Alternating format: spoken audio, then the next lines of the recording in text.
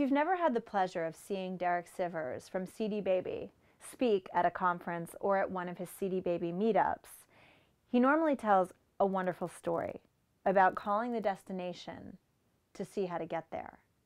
Here it is on Sound Advice. You know, it's funny, it brings up another thing you and I were talking about once, about this thing that I call, like, call the destination and ask for directions.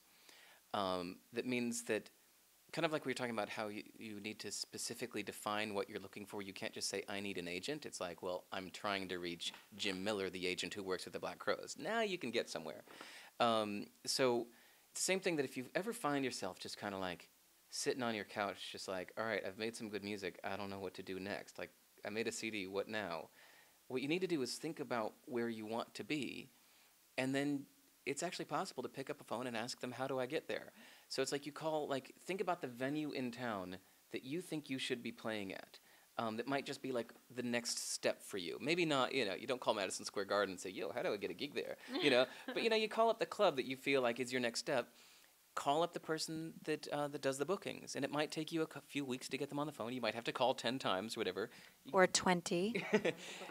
And you get them on the phone, and you say, hey, I'm not trying to book anything today. I just have a quick question for you. Someday I would love to play your club, and I'm just wondering, what do you recommend? Like, what's your criteria for booking an act in your club? What criteria do you need to see that they've already sold X number of tickets at some other venue?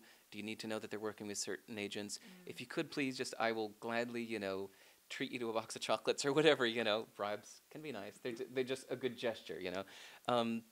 Then you just say, just a minute of your time, that's all I need. Please just tell me your criteria for deciding who to book. And they can tell you, and you can say, okay, thanks for your time. And now you know how to get a gig at that club, and you can set that as your goal to get there.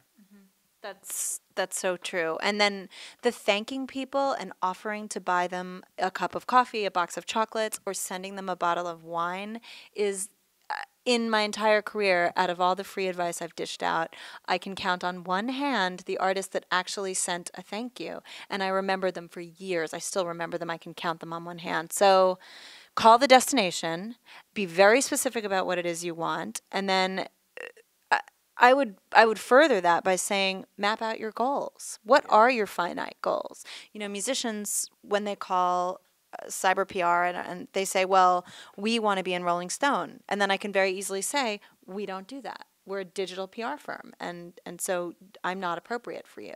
So when you can actually ask someone for something very specific and they can provide it, they'll tell you or not. Yeah.